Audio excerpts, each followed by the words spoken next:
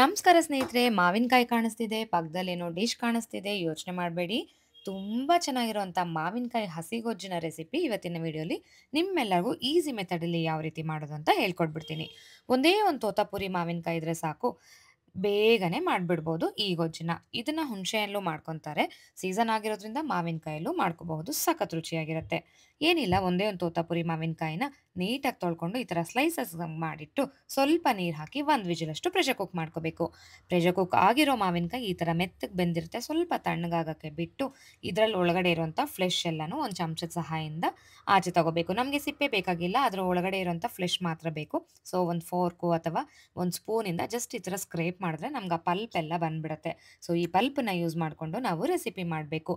ಈ ರೆಸಿಪಿಯಲ್ಲಿ ಸ್ಪೆಷಲ್ ಏನಪ್ಪ ಅಂದರೆ ಮಾವಿನಕಾಯಿ ಬೇಯಿಸಕ್ಕೆ ಮಾತ್ರನೇ ನಾವು ಫ್ಲೇಮ್ ಯೂಸ್ ಮಾಡಿದ್ದೀವಿ.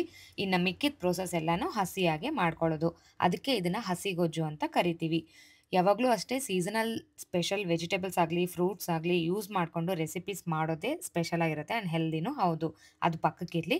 ರುಚಿಗೆ ತಕ್ಕಷ್ಟು ಉಪ್ಪು, ಕೊತ್ತಂಬರಿ ಸೊಪ್ಪು, ಹಸಿಕಾಯಿ ತುರಿ ಸ್ವಲ್ಪ, ರುಚಿಗೆ ಬೆಲ್ಲ, ಹಸಿ ಈರುಳ್ಳಿ ಸಣ್ಣದಾಗಿ ಹೆಚ್ಕೊಂಡಿರೋದು, ಮತ್ತು ಖಾರಕ್ಕೆ ಎಷ್ಟು ಬೇಕೋ ಅಷ್ಟು ಹಸಿಮೆಣಸಿನ್ಕಾಯಿ, ಈ ಎಲ್ಲ ಇಂಗ್ರೀಡಿಯೆಂಟ್ಸ್ನ ರೆಡಿಯಾಗಿ ಇಟ್ಕೊಳ್ಳಿ. ಇಲ್ಲಿ ಚಿಕ್ಕದಾಗಿ ಒಗ್ಗರಣೆ ಮಾಡ್ಕೊಂಡಿದ್ದೀನಿ. ಎಣ್ಣೆ, ಸಾಸಿವೆ, ಕರಿಬೇವು ಮತ್ತು ಹಿಂಗು. ಈಗ ಮಾವಿನಕಾಯಿ ಬೆಂದಿರೋ ನೀರಿತ್ತಲ್ವಾ, ಅದು ತಣ್ಣಗಾಗಿರುತ್ತೆ. ಅದರೊಳಗಡೆ ನಾನು ವಿಡಿಯೋಲಿ ತೋರಿಸ್ತಿರೋ ರೀತಿ ಖಾರಕ್ಕೆ ಎಷ್ಟು ಬೇಕೋ ಅಷ್ಟು ಹಸಿಮೆಣಸಿನ್ಕಾಯಿನ ಕೈಯಲ್ಲಿ ಈ ಥರ ಕಿವುಚಬೇಕು. ನಾವು ಮಿಕ್ಸಿಲಿ ಹಾಕಿ ಮಾಡೋದಕ್ಕಿಂತ ಈ ಥರ ಕೈಯಲ್ಲಿ ಕಿವುಚಿ ಮಾಡಿದ್ರೆ ಟೇಸ್ಟು ಡಿಫ್ರೆಂಟ್ ಆಗಿರುತ್ತೆ. ಸೊ ನಮ್ಮ ಹಳೆ ಕಾಲದಲ್ಲೆಲ್ಲ ಈ ರೀತಿ ಕೈಯಲ್ಲೇ ಮಾಡ್ತಿದ್ರು. ಅದೇ ಮೆಥಡ್ನ ನಾನು ಫಾಲೋ ಆಗಿದ್ದೀನಿ. ಈಗ ನಾವು ಪಲ್ಪೆಲ್ಲ ತೆಗ್ದಿಟ್ಕೊಂಡಿದ್ವಲ್ಲ, ಒಂದು ಮಿಕ್ಸಿಂಗ್ ಬೌಲಲ್ಲಿ ಅದನ್ನು ಹಾಕ್ಕೊಳ್ಳೋಣ. ಈ ಪಲ್ಪು ನೋಡಿ ಉಂಡೆ ಉಂಡೆ ಇಲ್ಲದೆ ನೀಟಾಗೆ ಬಂದಿದೆ. ಮಾವಿನಕಾಯಿ ಬೆಂದಿರೋಂಥ ನೀರನ್ನೇ ಇದಕ್ಕೆ ಹಾಕಬೇಕು. ಮತ್ತು ನಾವು ಮೆಣಸಿನ್ಕಾಯಿ ಕಿವುಚ್ಕೊಂಡಿದ್ವಲ್ಲ, ಆ ಸೊಲ್ಯೂಷನ್ನ ಫಿಲ್ಟರ್ ಮಾಡಿ ಹಾಕೋಣ. ಬಿಕಾಸ್ ನಮಗೆ ಮೆಣಸಿನ್ಕಾಯಿದು ಚೂರುಗಳು ಬೇಕಾಗಿಲ್ಲ.